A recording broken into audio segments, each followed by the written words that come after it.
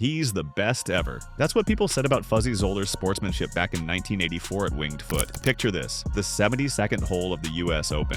Greg Norman just sank an impossible 45-foot putt to tie for the lead. Fuzzy, standing in the fairway, grabbed a white towel from his bag and waved it like a flag of surrender. The crowd loved it. The cameras loved it. Everyone called him the beloved showman of the PGA Tour, a guy who played with a whistle on his lips and a joke ready to go. But 13 years later, there was a second moment, one that would define him differently. It was 1997. Tiger Woods had just won the Masters in historic fashion, and Fuzzy, speaking to a CNN camera, called Woods "that little boy" and made comments about fried chicken and collard greens at the champion's dinner. These two moments are not opposite sides of his story. They are the same coin. His biggest strength, that unfiltered personality everyone loved, was actually a ticking time bomb.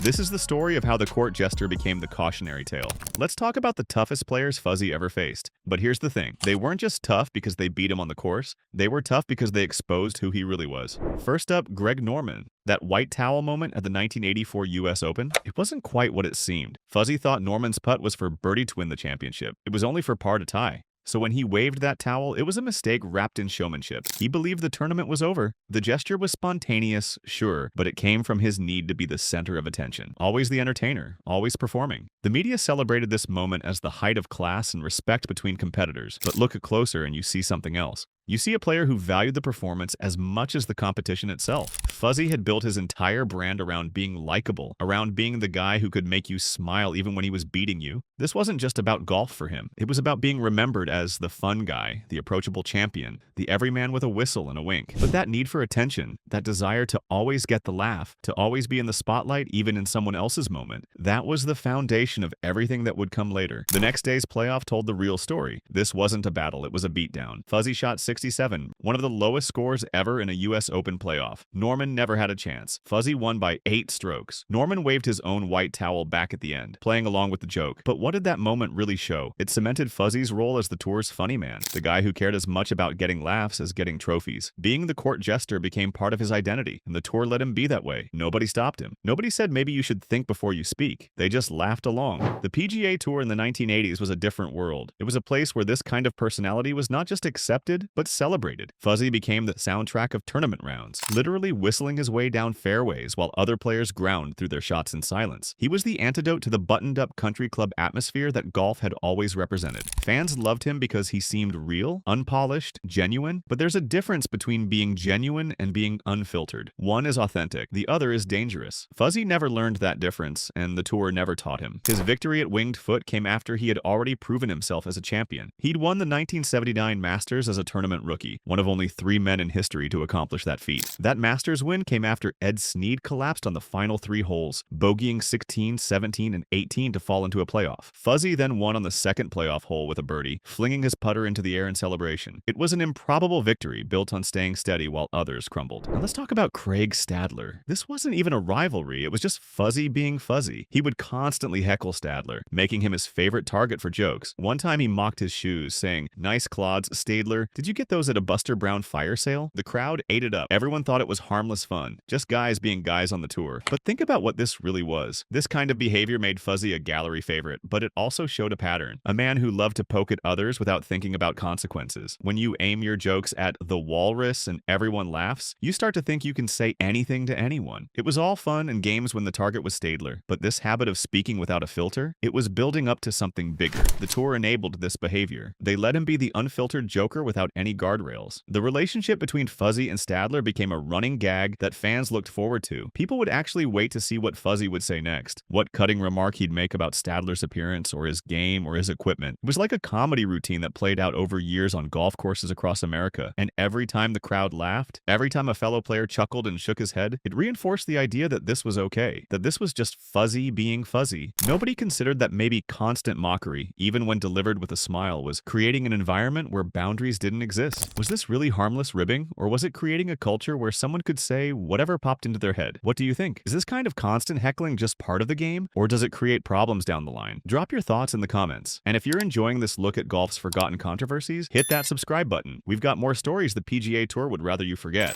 The third tough opponent, Seve Ballesteros. But Seve didn't beat Fuzzy through competition. He humbled him by showing what greatness actually looks like. This was the 1983 Ryder Cup, the lead singles match. They were all square on the 18th hole. Seve's second shot landed in a fairway bunker, 245 yards from the green. The ball sat on an upslope, inches from a high lip. Water guarded the front of the green. Any smart player would lay up, but Seve wasn't any player. He pulled out a 3-wood and hit one of the most impossible shots in golf history. The ball cleared the lip and landed on the fringe of the green. The shot was so early in the day that television cameras missed it, but everyone who saw it remembers. Jack Nicklaus called it the greatest shot he ever saw. Bernhard Langer said it was the most miraculous shot he'd ever seen. And what did Fuzzy do? He just watched. He could only stand there in disbelief as Seve pulled off something miraculous. Both players made par. The match was halved. Fuzzy didn't win. He just survived. Seve showed him what real talent looked like when pressure mattered most. This moment revealed something important about Fuzzy's career. He was an excellent player, a major champion twice over, but he was never the transcendent talent. He won his Masters as a rookie when Ed Snead collapsed down the stretch. He won his U.S. Open by dominating Norman in a playoff after they tied. His victories came from being steady when others fell apart, from capitalizing on mistakes, from being clutch in the moment but not dominant over 4 days. Against Sev, he was simply outclassed. He was a witness to genius rather than a participant in it, and maybe that's part of why the Joker persona mattered so much to him. He couldn't be the greatest player, he could be the most memorable personality. He could be the guy everyone remembered for making them smile, for keeping things light, for being approachable when other champions seemed distant and cold. But personality can only carry you so far, and it can turn on you in an instant when the world changes around you. Then came Tiger Woods. This was the opponent Fuzzy's whole personality was unprepared for. This is where the Joker became infamous. The 1997 Masters was more than a golf tournament. It was a cultural moment. Tiger, just 21 years old, became the first person of African-American heritage to win a major championship. He destroyed the field by 12 strokes. The golf world was celebrating a new era. This wasn't just about golf scores. This was about breaking down barriers in the sport that had been closed off to people of color for its entire history. Augusta National, the home of the Masters, hadn't even allowed black members until 1990. Now, 7 years later, a young black man was dominating their course and winning their tournament in record fashion. The significance was impossible to overstate. And what did Fuzzy do? After finishing his round with a score of 78, tying for 34th place, he talked to CNN. He called Tiger "that little boy" and said someone should tell him not to serve fried chicken next year, or collard greens or whatever the hell they serve at the champions dinner. These weren't innocent comments. They were loaded with racist stereotypes, and they were immediately condemned everywhere. The little boy comment alone was dismissive and demeaning, using language that has historically been used to diminish and infantilize black men. But here's what made it worse. CNN didn't air the footage right away. They waited a week to broadcast it on their Pro Golf Weekly show. Other reporters who heard the comments also stayed quiet. That delay was critical. By the time the clip aired, Tiger's historic victory had already been celebrated. The story was settled. So when the comments finally came out, they exploded like a bomb in a quiet room.